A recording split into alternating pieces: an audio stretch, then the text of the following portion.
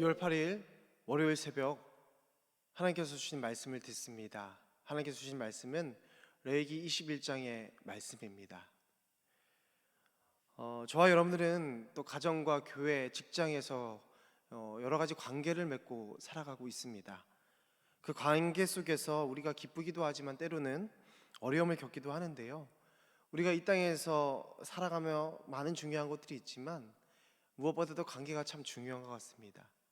그래서 여러분, 우리가 이 관계를 잘 열어나가려면 그 관계 속에서 통용되는 기준이 있어요.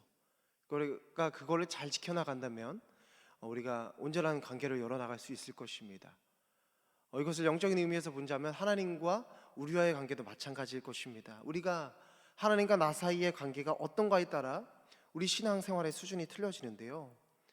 하나님과의 올바른 관계를 위해 하나님이 주신 통용할 수 있는 기준이 무엇입니까?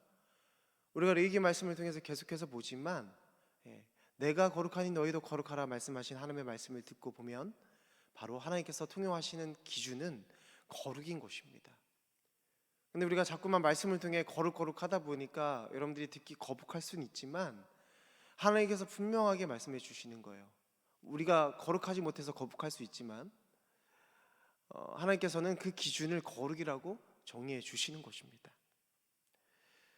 그래서 우리가 이 의미를 가지고 오늘 이 본문의 말씀을 좀 읽어 나간다면 좀 더 깊게 우리 가운데 적용이 될 수 있을 것 같아요.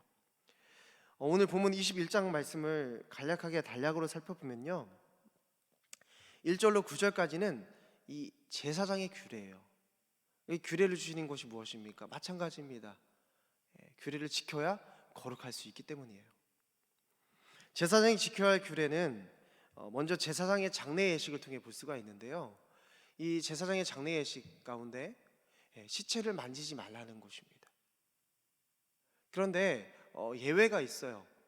오늘 말씀 2절 3절을 보니까 가족이 사망을 하거나 가정에 대한 장례를 하게 될 경우에는 너희의 몸을 더럽혀도 된다라고 표현을 하고 있어요. 직접 장례를 치를 수 있다라는 것입니다. 또 이것과 이어서 이방 풍습과 그것들을 좀 떠날 것을 얘기하고 있고요.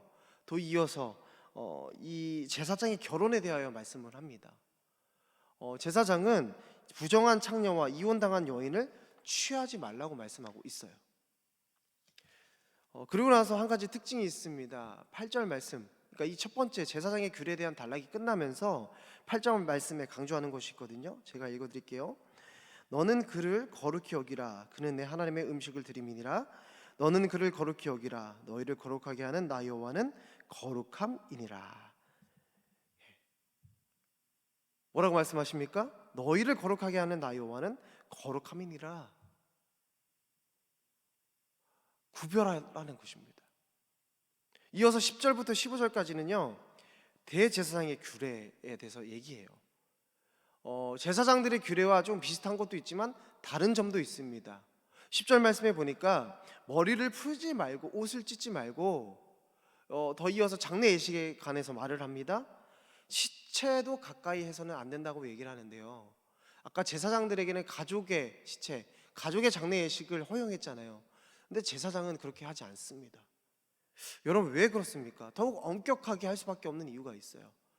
그리고 처녀를 데려다 아내를 삼으라고 말하는데요, 여러분, 이 대제사장에게는 왜 이 더 엄격한 기준을 주는 걸까요? 왜 그렇습니까?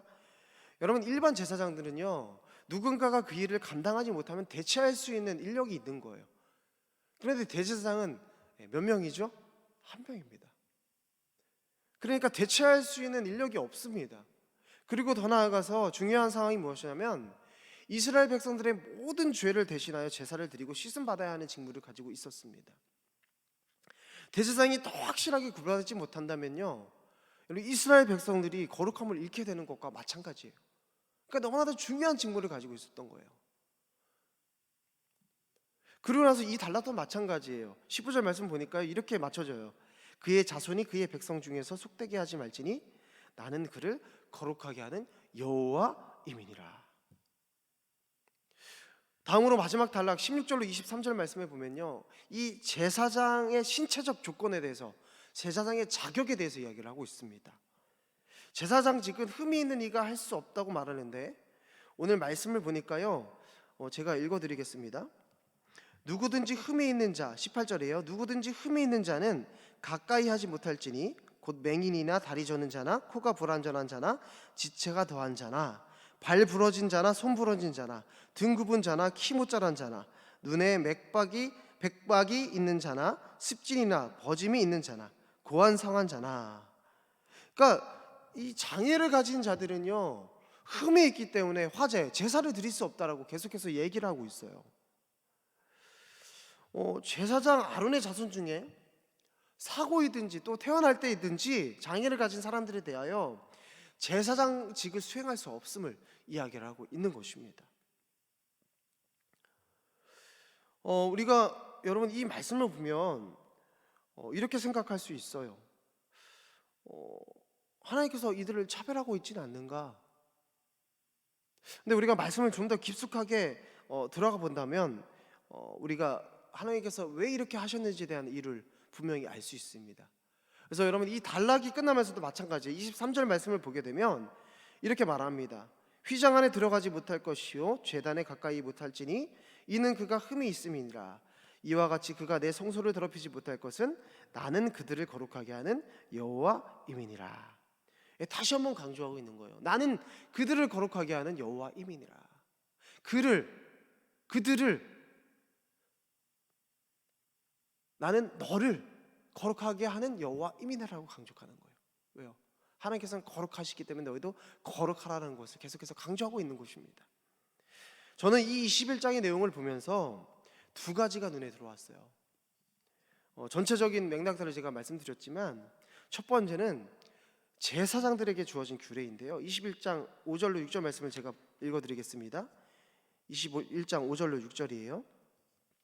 제사장들은 머리털을 깎아 대머리 같게 하지 말며 자기의 수염 양쪽을 깎지 말며 살을 베지 말고 그들의 하나님께 대하여 거룩하고 그들의 하나님의 이름을 욕되게 하지 말 것이며 그들은 여호와의 화제 곧 그들의 하나님의 음식을 드리는 자인즉 거룩할 것이라. 제사장들이 하지 말아야 것인데 머리를 깎거나 수염 양쪽을 깎지 말고 살을 베지 말라는 거예요. 상처를 내지 말라는 것입니다. 이것을 무엇을 뜻하는 것이냐면요, 여러분, 이들에게는 옛 이방의 것, 애굽의 관습들이 아직도 남아 있었어요. 그리고 더 나아가서 이들이 가나안으로 들어갈 시 이방의 것들을 자연스럽게 접할 수밖에 없는 상황 가운데 처해 있었던 것입니다. 물론 여러분 제사장들은 구별한 자들이기 때문에 이런 관습과 어떤 이방의 것에서 많이 구별이 되었을 거예요. 그럼에도 불구하고 하나님께서 왜 이것들을 계속 강조하고 있습니까? 그 관습이 오래도록 그들에게 있었던 것이기 때문에 그렇습니다. 우리가 앞부분 18장부터 20장 말씀, 이스라엘 백성들에게 주신 규례를 살펴보면 18장 2절로 3절 말씀에 이렇게 얘기해요. 너는 이스라엘 자손에게 말하여 이르라. 나는 여호와 너희 하나님이니라. 너희는 너희가 거주하던 애굽 땅의 풍속을 따르지 말며 내가 너희를 인도할 가나안 땅의 풍속과 규례도 행하지 말고. 이스라엘 백성들에게 명령을 하신 거예요. 제사장에게 적용을 해본다면 백성에게 기본적으로 요구하신 이 규례가 더 심도 있게 적용이 되는 거예요. 따로 백성들에게 적용했으니까 제사장들에게 적용 안 되는 그런 것이 아니라 더 심도 있게 적용을 하는 것인데, 너희는 너희가 거주하는 애굽 땅의 풍속을 따르지 말라는 거예요.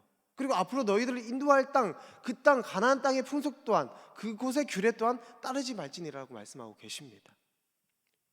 하나님께서 계속해서 말씀하시는 이유가 무엇입니까? 우리가 이 말씀을 통해 먼저 생각해야 할 것이 있습니다. 바로 우리가 이 세상의 관습에 젖어 너무나도 자연스럽게 넘어가는 일들이 있다라는 사실이에요.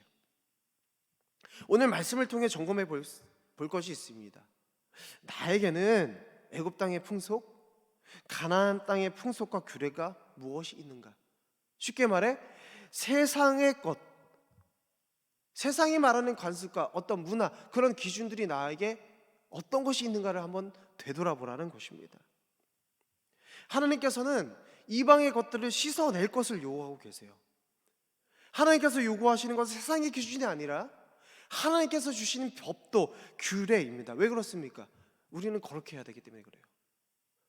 오늘 여러분 이 새벽에 말씀을 통해 주시는 이것을 통해 우리 안에 있는 이방의 것들이 깨끗하게 씻겨지는 은혜가 있기를 간절히 소망합니다. 여러분, 그것을 볼 수 있는 눈이 열리길 원해요. 여러분, 우리는 거룩해야 합니다. 어떻게요? 내 안에 있는 애굽의 관습들, 또 가나안의 관습들, 세상의 것들을 씻겨내야 합니다.